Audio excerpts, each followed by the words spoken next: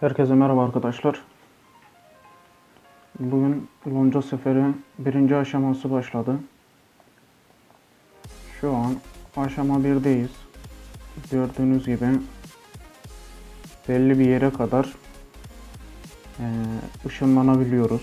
Kaynak toplayabiliyoruz. Canavar kesip yuvaları alabiliyoruz. Şu an bu gördüğünüz bölgeye yayılmış durumdayız. Yani diğer bölgelere geçemiyoruz. Kaynak da toplanmıyor ve yuva saldırısı da yapılmıyor. Bu oyunun birinci aşaması. Şöyle. Şimdi ben 1-2 kaynağa asker attım.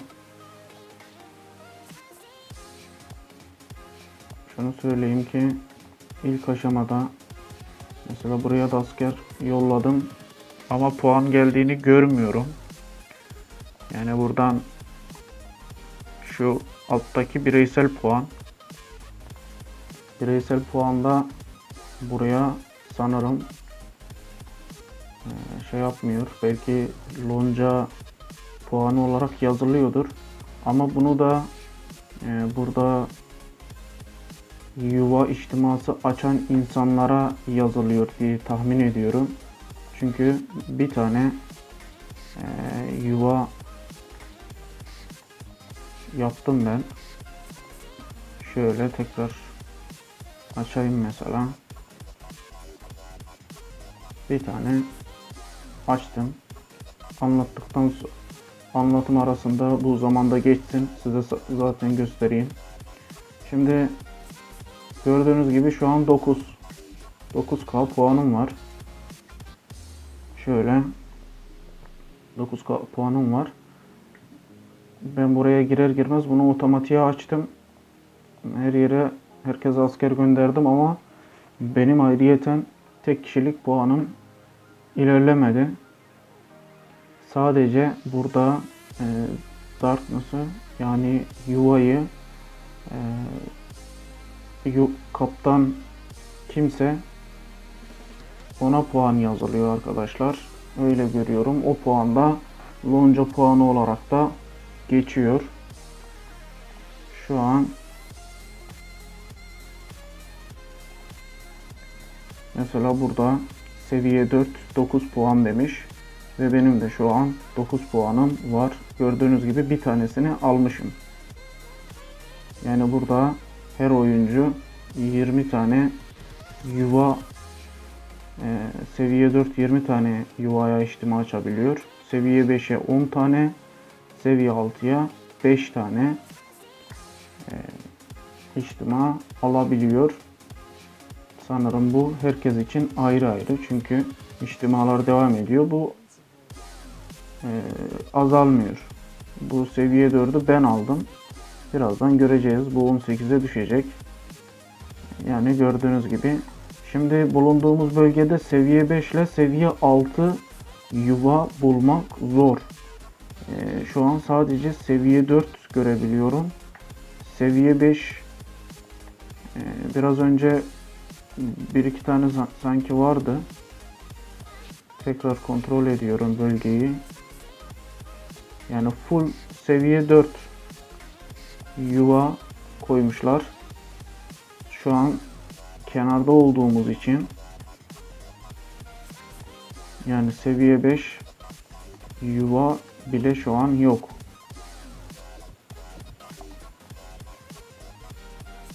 Evet. Seviye 5 yuva dediğim gibi yok arkadaşlar. Bu ilerleye açılacak. Yani ortaya doğru gittikçe şurada gördüğünüz gibi bir sonrakinde açılıyor. Ama şu an biz bunu açamıyoruz. Asker bunun üstünden geçiyor. Şöyle gördüğünüz gibi bu çaprazlamasına orta yer kapalı olduğu için çaprazlamasına buradan asker gel git yapıyor. Ama buradaki canavarlara, yuvalara, kaynaklara dokunamıyoruz. Burada mesela kaynak sıkıntısı da şu şekilde. Bunu almamışlar. Bunu bir an önce temizlememiz lazım ki yenisi çıksın. Bizden biri boş bırakmış. Bir de sorun şu ki yeterince kaynak yok. Şu an buraya sıkışmış kalmış gibi bir durum var. Kaynak anlamında. Tamam, kaynak toplamak puan veriyor şu an. Bakın hemen çok kişi var küçücük yerde. Çok kişi olduğundan dolayı burada kaynak toplamak biraz sıkıntı. Bulunca arkadaşların hemen kaynak topluyorlar. Ben birkaç tanesine gönderdim. Şöyle 2 tanesini atmışım şu an. Zaten bir tanesi de şimdi ilk attığımı toplamış gelmiş. Şöyle göstereyim arkadaşlar. Karanlık yuvaları aldık ama bireysel puan olarak yazılmadı. Az bir kaynak geldi. Gördüğünüz gibi boş, neredeyse bitmek üzere kaynağı topladım. Buradan 15 puan gelmiş. Normalde 9K puanım vardı. 15 puan gelmiş. Yani kaynak toplayarak buradan puan geliyor. Şimdi yuvayı almamıza az kalmış. Asker var mı? Asker de göndermemişler. Millet bıkmış.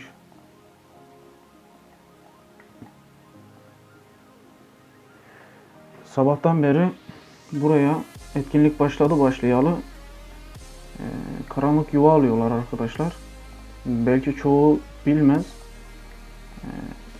Seviye 4 20'şer tane aldıktan sonra bu burada duraksayacak. Yani puan alamayacaklar. Şurada hemen kaynağı bulduk.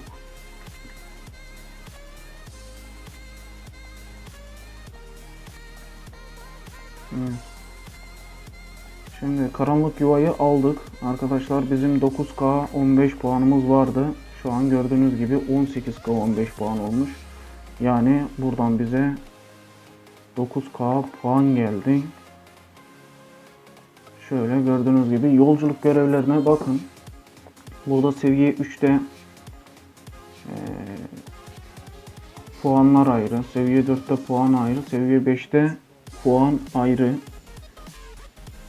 Aynı şekilde karanlık yuva içtiması da gördüğünüz gibi şu an 2 tane karanlık yuva almışım. 18 tane daha hakkım var şu an. Ve ilk aşamada seviye 5, seviye 6 bulmak sıkıntı. Seviye 6 hiç yok. Düşman birliklerini yen demiş. Bu savaş aşamasında bize puan kazandıracak. Ve kaynak toplayarak, kaynakların hepsi gıda harici, altın da farklı puanı var. Hemen hemen şeye benzetmişler ya. Gıda hızlı toplandığı için daha az puan, altın daha geç toplandığı için 2 katı puan veriyor. Bu da tek kişilik puan olarak yazılıyor. Şimdi arkadaşlar burada hemen etkinlik bilgisine başlayalım. Burada her şey açığa çıktı. Neler olacağını oyun direktmen bize bildirdi. Şimdi buna geçmeden önce şunu söylemeliyim ki bu etkinlikte bir bakıma güzel de oldu.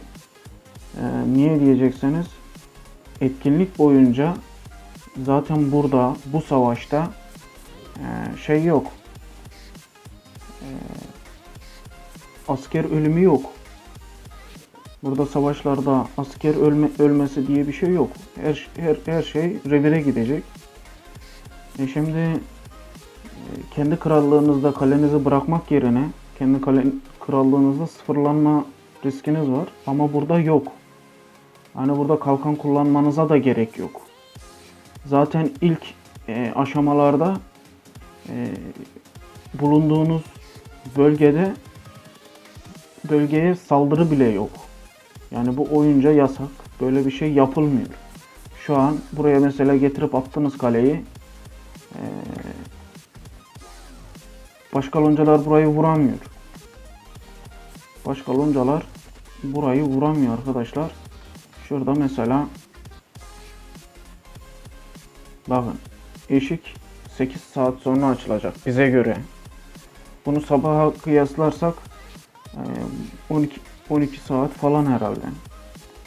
12 saat sonra, yani savaş başladıktan sonra, ilk aşamadan sonra 12 saat içerisinde bir sonraki aşama başlayacak. Yani birkaç aşama içerisinde savaş yok. Sizi sıfırlamaları, yakma gibi bir durum yok. Kalenizi buraya attınız diyelim. Birkaç gün boyunca kafanız rahat gibi bir durum var. Kalkanınız olmasa bile. Şimdi burada biz direkt şuradan etkinlik bilgisini hızlıca bakalım arkadaşlar. Etkinlikte arkadaşlar ne demiş?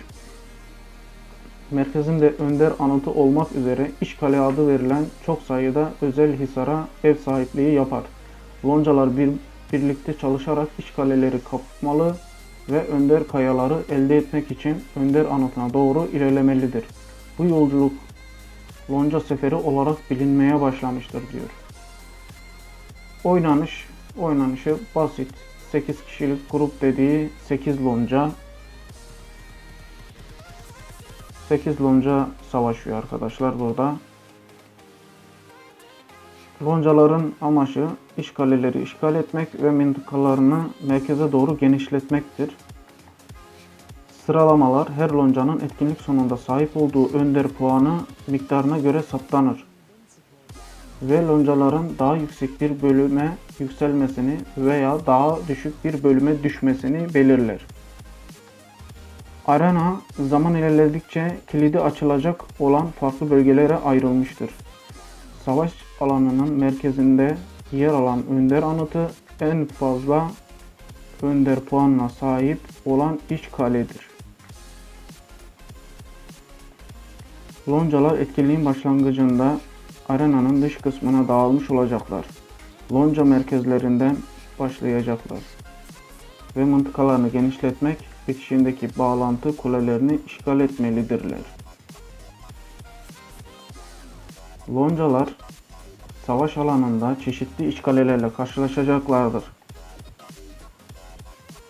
Buraları işgal etmek loncaya çeşitli destekler veya özellikler sağlar. Aynı arena savaşındaki gibi. Loncalar işgal etmek için işgaleleri 5 dakika boyunca başarıyla savunmalıdır.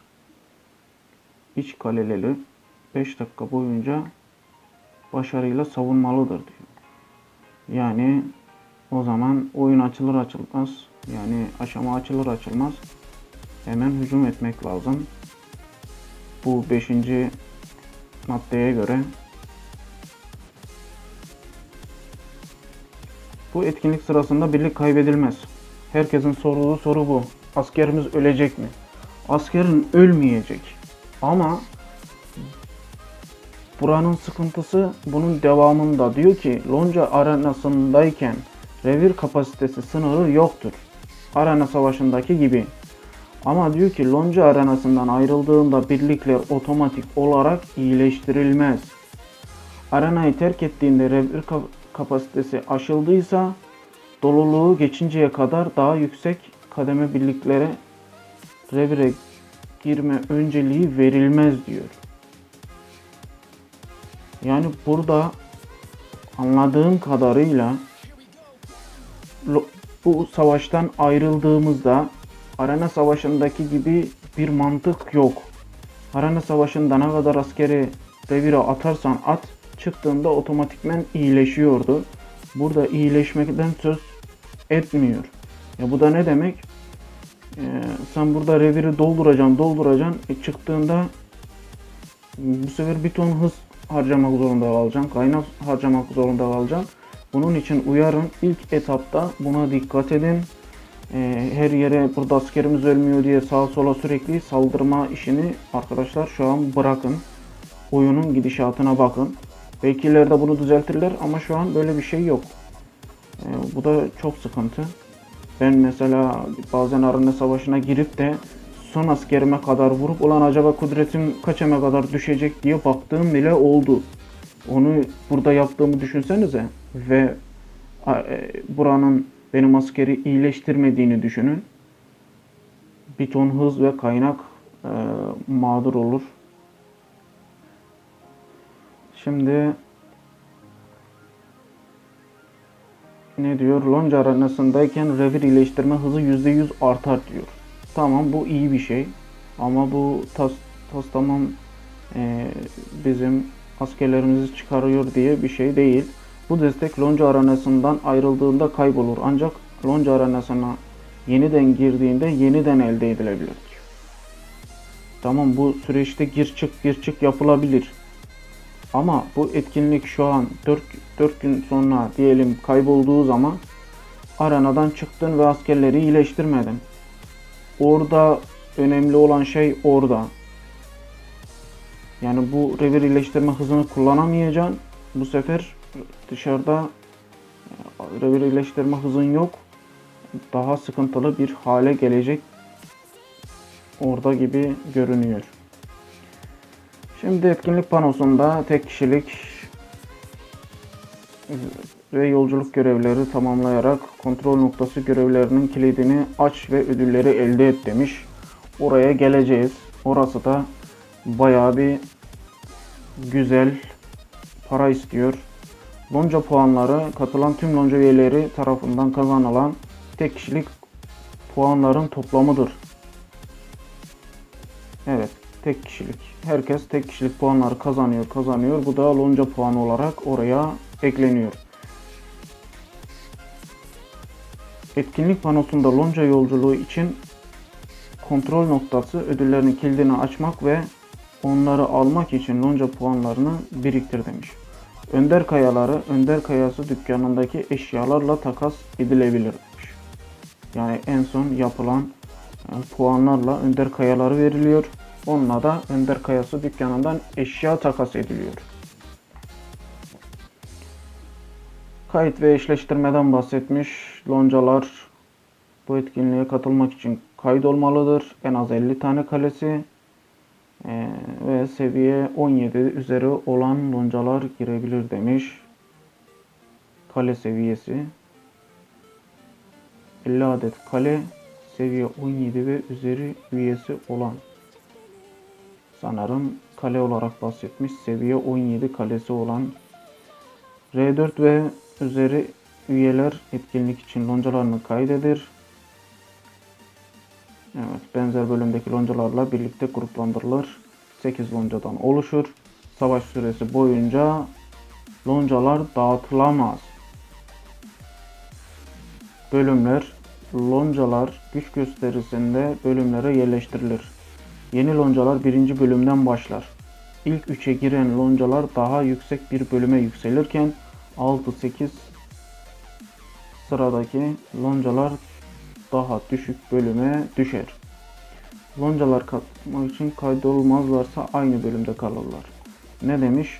İlk 3'e giren yukarı bir üst lige çıkıyor. 6 ve 8.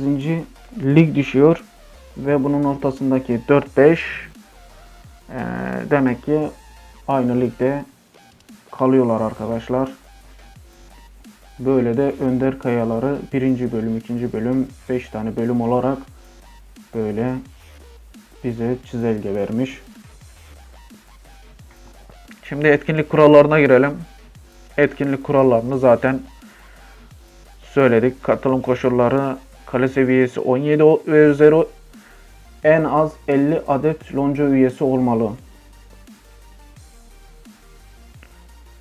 Loncan kaydolduktan sonra gereksinimleri karşılayan tüm lonca üyeleri katılabilir.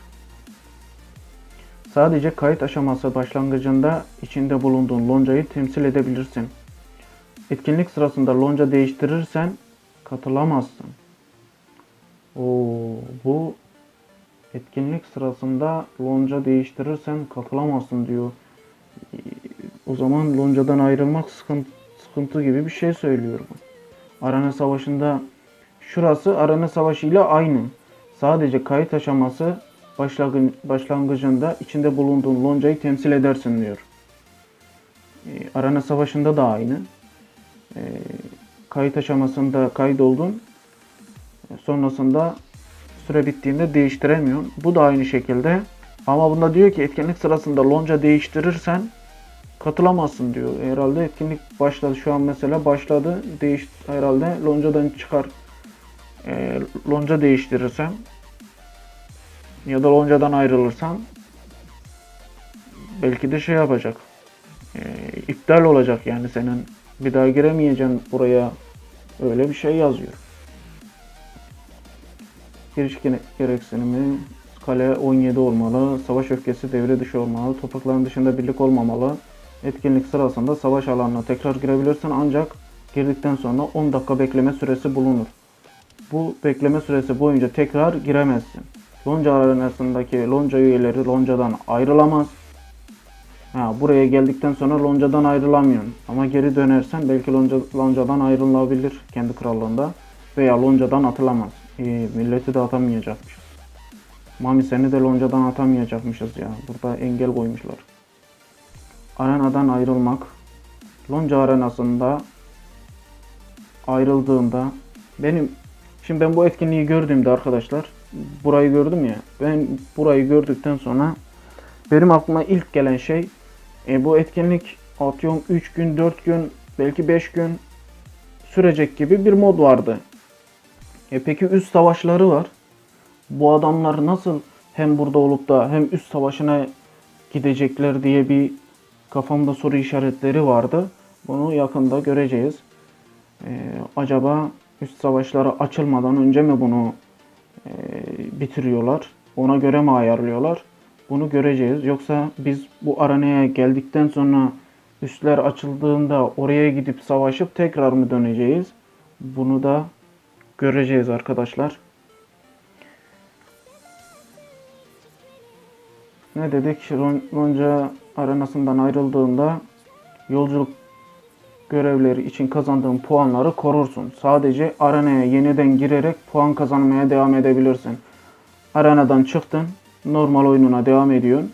Buraya geliyorsun, burada puan kazanmaya devam ediyorsun.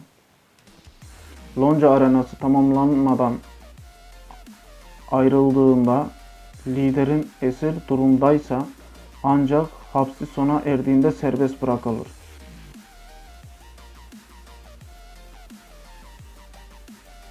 Arenası tamamlanmadan ayrıldığında.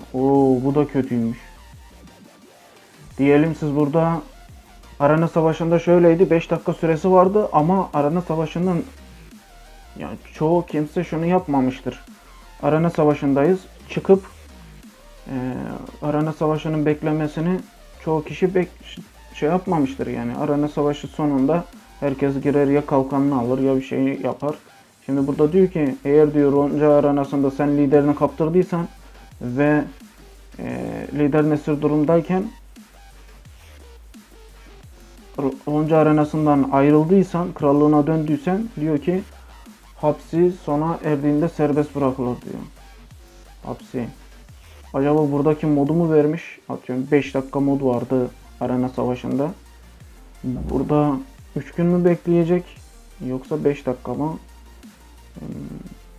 Öyle bir hissiyat verdi ki sanki bana 3 gün bekleyecek gibi bir şey söylüyor gibime geldi bu madde.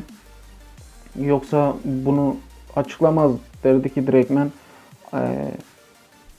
5 dakika içerisinde, yani savaş esnasında zaten bırakılıyorsa 5 dakika içerisinde bırakılır. Bu maddeyi verdiyse herhalde dediğim gibi 3 gün falan beklenilecek. Lonca arenasında yakalanan tüm esirler etkinlik sona erdiğinde ve oyuncular krallıklarına döndüklerinde serbest bırakılır.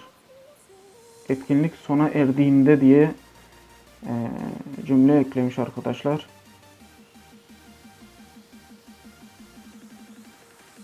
Revir kapasitesini aşan yaralı birlikler arenayı terk ettiğinde ölmez. Ancak revir yaralı birliklerini kabul etmeyi durduracak. Oo, hadi.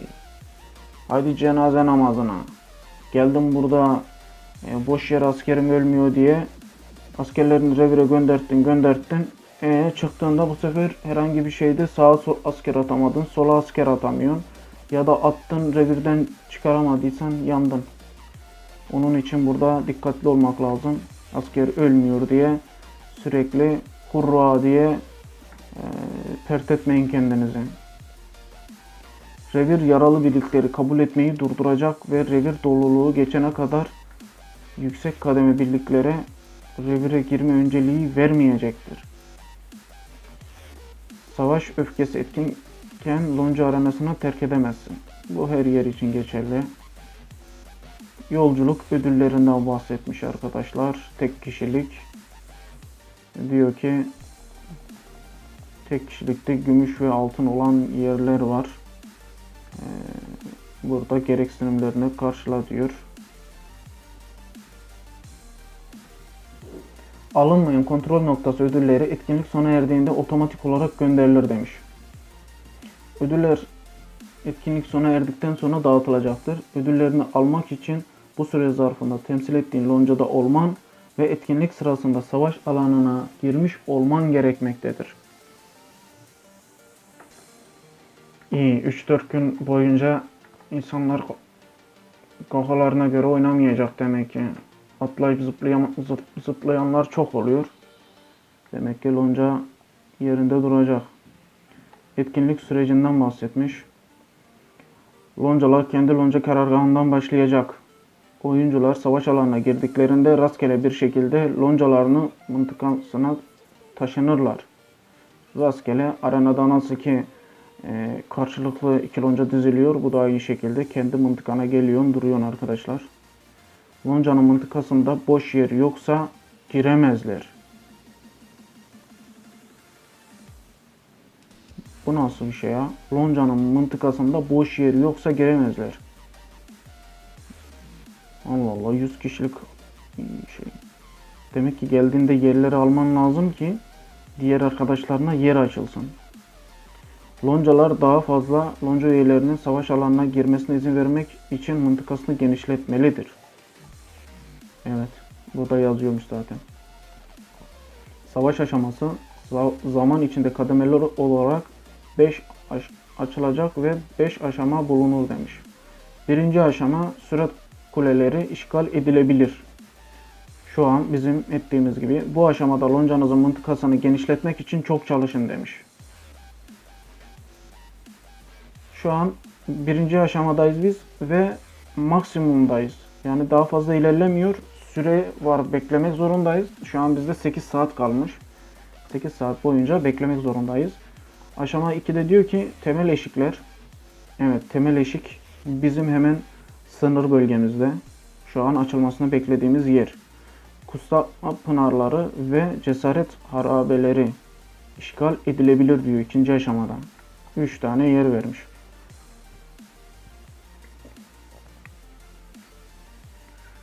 Loncalar bir sonraki bölgeye geçmek için temel eşikleri işgal etmelidir.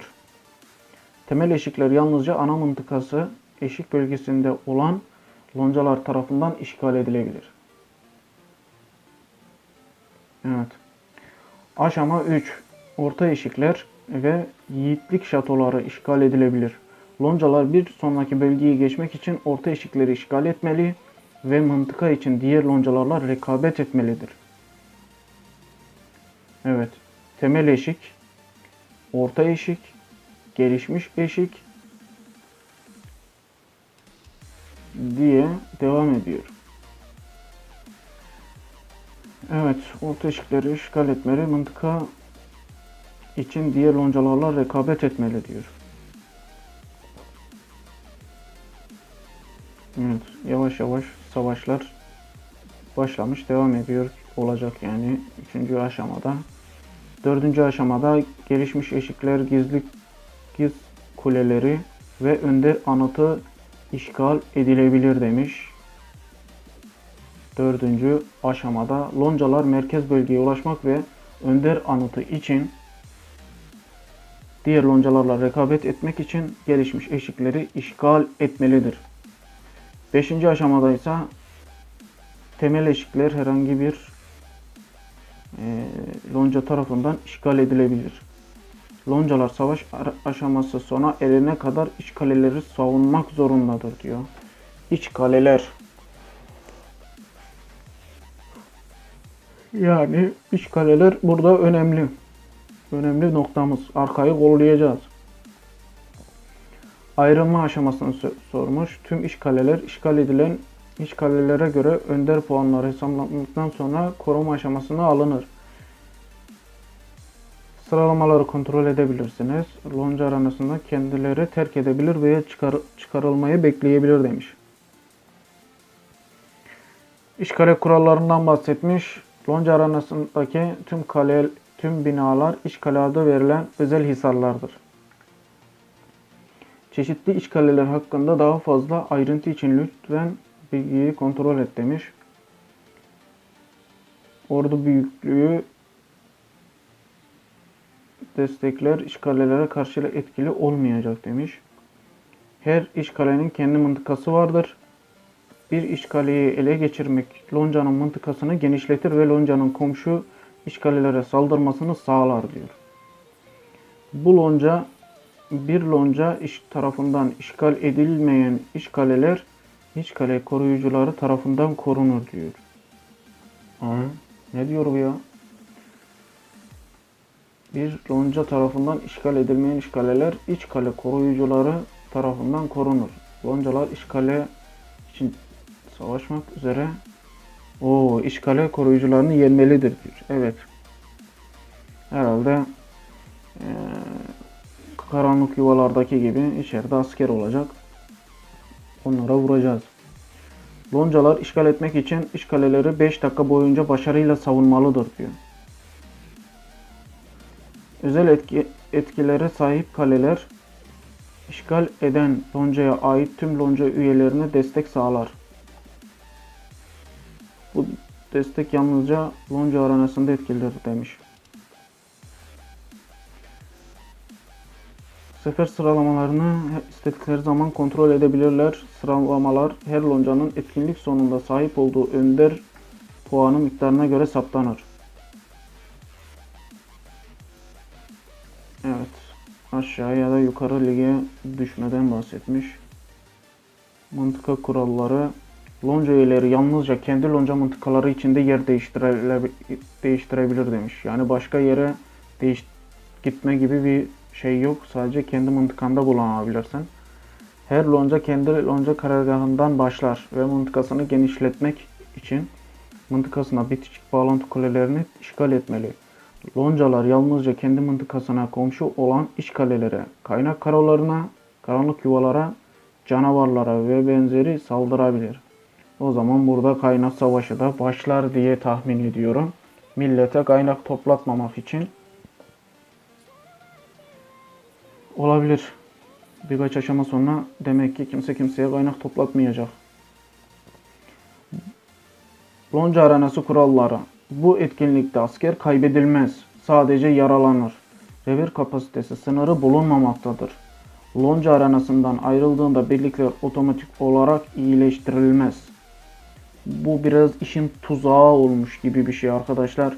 Burada oyun demek ki bizden hızımızı alacak, kaynaklarımızı alacak. Yani sömürme anlamında bu iki şeyi çok fazla burada kullanacağız. Lonca arenasında belirli yoldaş becerileri kullanılamaz. Liderler lonca arenasındaki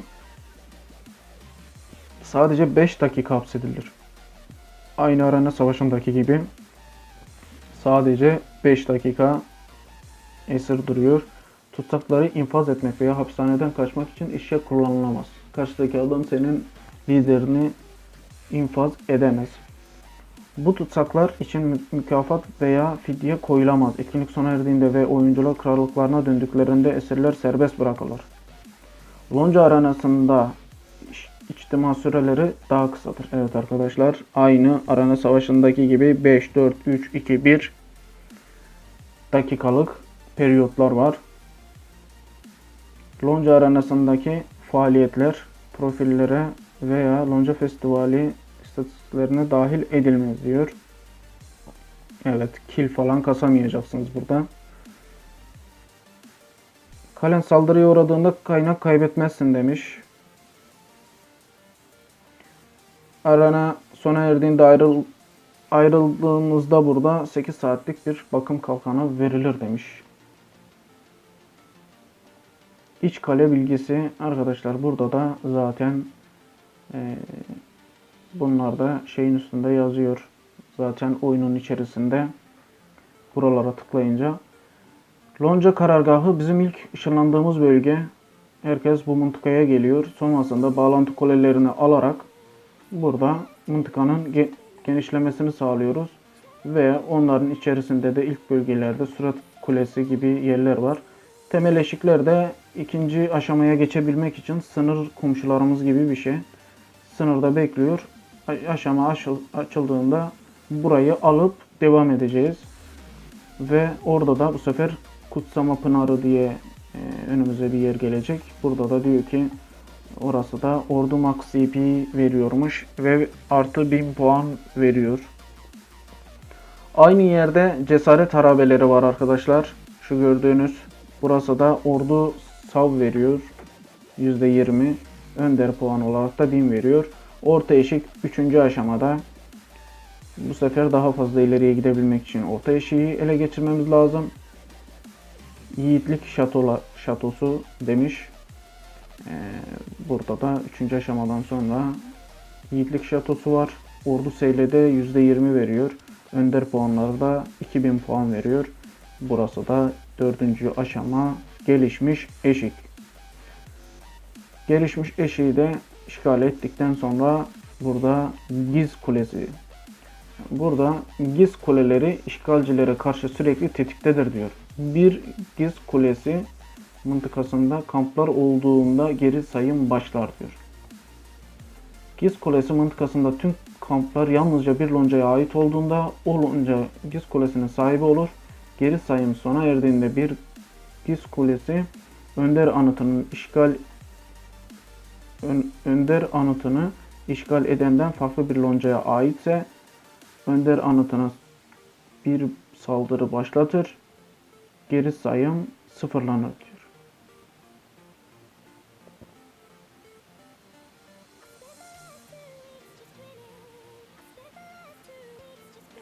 Evet, ne diyor? Önder anıtını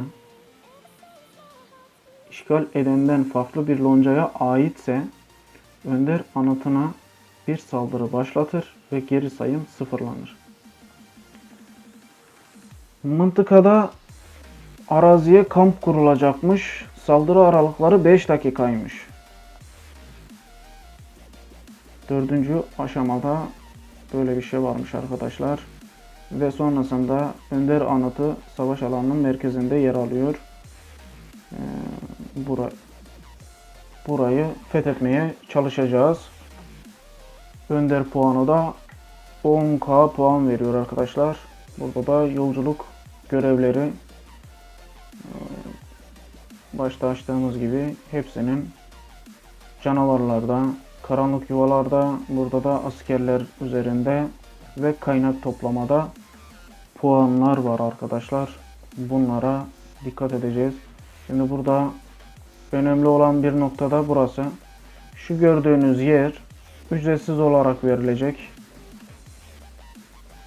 Şurası. Bakıyoruz.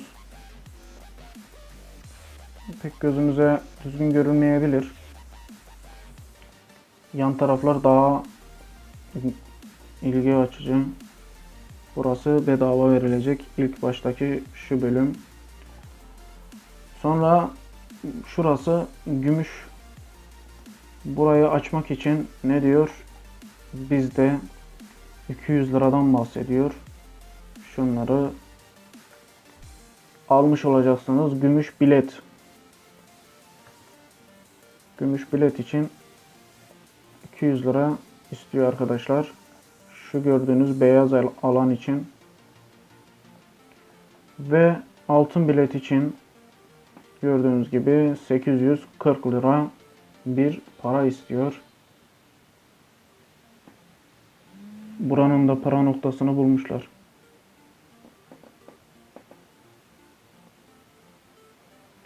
Buranın da para noktasını bulmuşlar arkadaşlar. Buradan da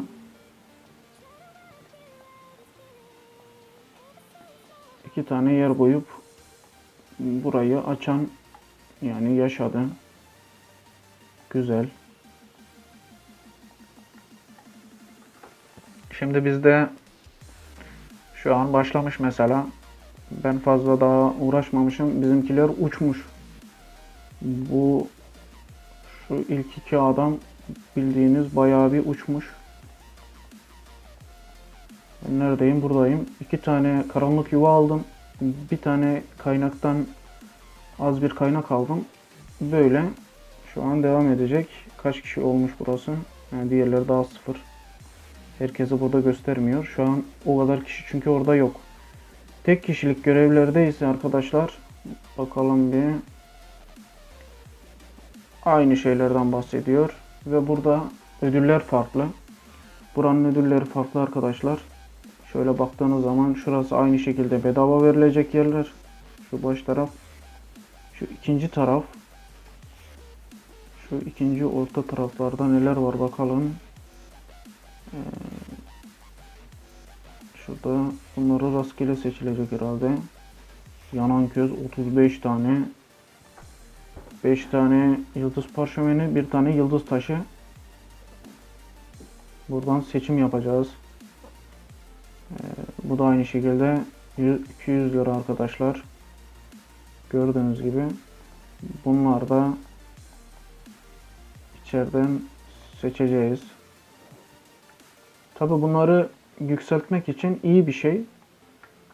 Ama oyun gitgide daha fazla kendini paraya vurmuş. Şöyle gümüş biletlerin kontrolünü yapıyoruz. Bu da altın bilet. Aynı şekilde 840 lira. Artık değer değmez. Buna siz karar verin. Ödüllere bakarak. Şöyle bir de gösterelim. Şurası iyi. 160'ar tane parça veriyor yükseltme için. Arkadaşlar kısaca böyle demeyeceğim. Çünkü uzun olduğunu biliyorum.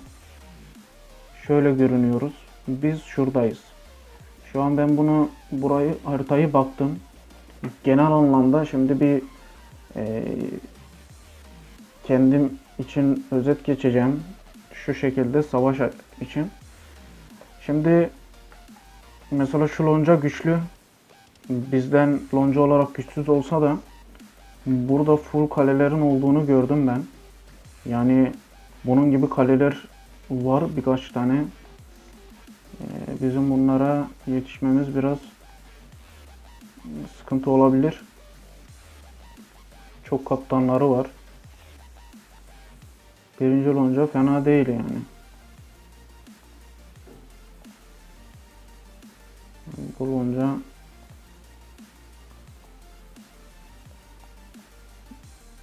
dediğim gibi bu loncayla sorun yaşayabiliriz. Sorun yaratır yani bize. Bu lonca pek sıkıntı çıkarmaz. Bu lonca da aynı şekilde. Yani ilk etap önemliydi. Bu lonca da bize sıkıntı çıkaracağını düşünmüyorum. Tabii kaptanlarına bakmıyorum. Kudret olarak bakıyorum. Şöyle devam. Ve sonuncu lonca. Evet. Kendi aralıklarında şeyler. Kudret olarak biz yükseğiz. Ama AB loncası kaptan anlamında daha sağlam. Bu şekilde. Şimdi aşamalar açıldıkça gideceğimiz yön önemli. Bunlarla kafa kafaya direktmen çarpışırsak çok zarar görürüz. Yani benim planım buradan ilerlemek gibi. Yarın göreceğim Zaten ikinci aşamayı da çekmeyi düşünüyorum. Yani aşama aşama videolar umarım gelir. Buradan dediğim gibi o ODD loncasına doğru ilerleyeceğim. Buradaki AB ile eğer ki kapışırsak sıkıntı. Bunu zaten sizlere göstermiştim, bu hediyeler. Ya bu hediyeler içerideki hediyelere göre tabii ki daha basit. Burada çiçekçi kız madalyası var ayrıyeten. Usta topçuyu nasıl aldıysak arkadaşlar bu da alınır diye tahmin ediyorum. Zamanla şöyle bakalım. Evet, iç kale puanları da burada hesaplayacak.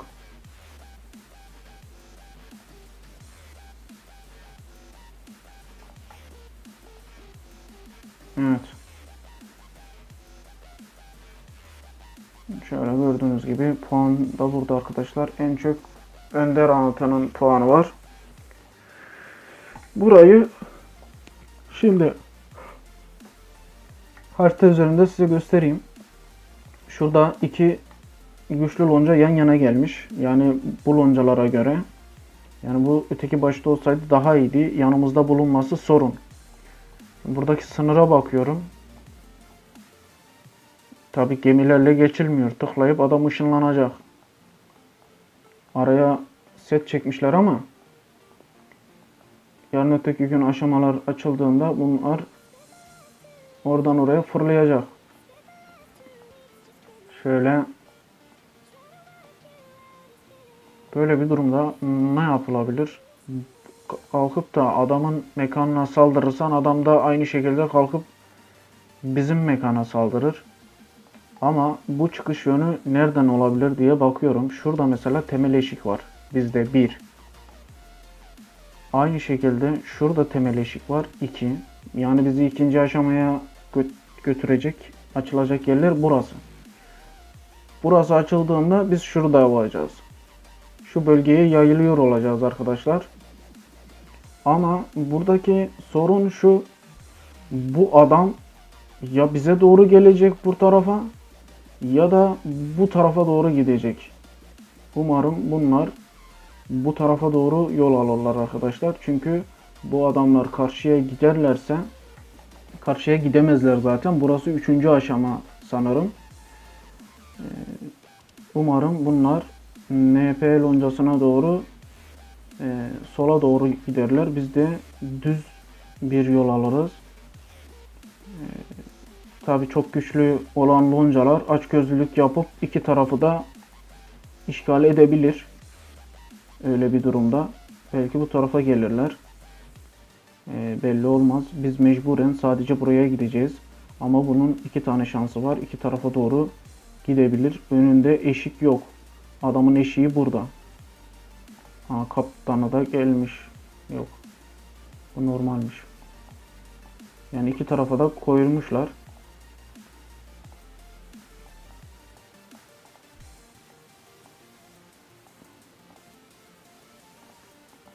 Yani ya bu taraftan ya bu taraftan çıkış yapacak. İki tarafa da dediğim gibi çıkış yapabilir.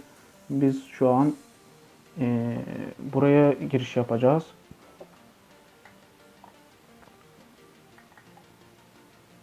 Evet, sonrasını göreceğiz arkadaşlar.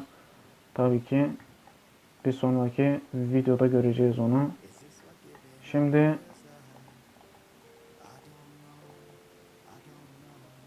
neydi? 18.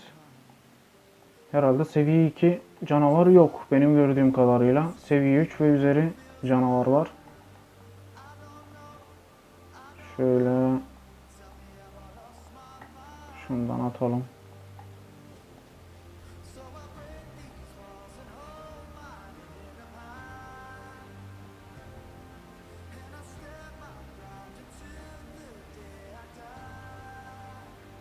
Evet.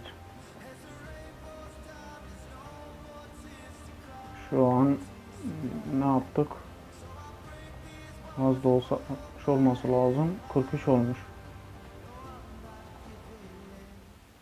18'di. 43 olmuş. Bir de buna vuralım. Şuna bir iki tane çakayım sonra full atayım.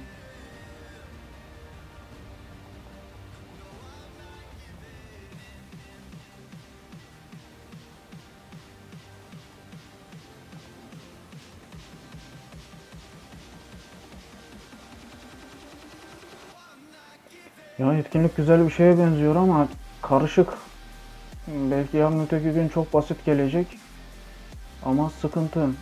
Yani bu arena savaşında bir saat içerisinde yapıp çıkıp işine gidiyorsun ama burada oraya aldın, bekleyeceksin, buraya aldın, bekleyeceksin. Bir tane güçlü lonca şöyle orta tarafa gelip de iki tarafı böyle tak tak kapatırsa bu sefer aradaki loncalar sıkışacak, kalacak. Böyle bir mevzu da var. Ha bir de şu var. Bu lonca da ya buraya gelecek ya buraya gidecek. Doğru.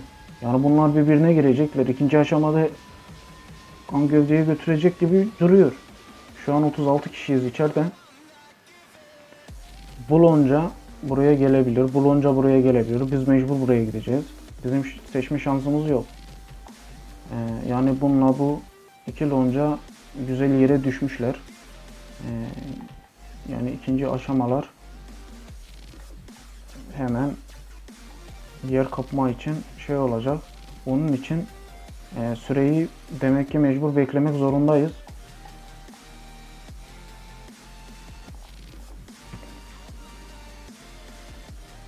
Süre açılır açılmaz iş yapmamız lazım. Yani süreyi kontrol etmemiz gerekiyor arkadaşlar. Buna dikkat edin. Mıntıka işgal edildikten sonra diğer lonca acaba diğer aşamanın açılmasını bekliyor mu, yoksa atıyorum 12 saat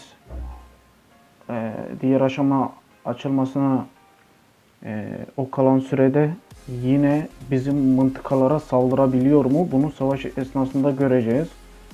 Çünkü o yönde bir şey yok. Bir yazı görmedim yani. 43'tü 77 seviye 3 bildiğiniz en az 30 puan veriyor. 34 puan falan gelmiş. Birinci şurayı almışız. Gördüğünüz gibi şurası açıldı. Şöyle aldık arkadaşlar. Birinci aşama dediğim gibi böyle arkadaşlar. Burada dikkat edin. Hani kurallardan bahsettik, şey yaptık ama mantıken savaş senaryonuzu kendiniz yazın. Dediğim gibi buradaysanız ya da köşedeyseniz mecbur buraya ya da buraya atılacaksınız. Ama bu ortadaysanız seçme şansınız var. Ya da burada ya da buradaysanız aynı şekilde ya ileri ya aşağı doğru seçme şansınız var. Buna dikkat edin. Ya da dediğim gibi bu ortalardaki adamlar iki yere de gidebilir. Loncalar güçlüyse iki tarafa da gidip aradaki loncaları ortadan kaldırabilir. Yani oynamalarına fırsat vermeyebilir. Bunu göreceğiz arkadaşlar. Görüşmek üzere. İkinci aşamada kendinize iyi bakın. Sağlıcakla kalın.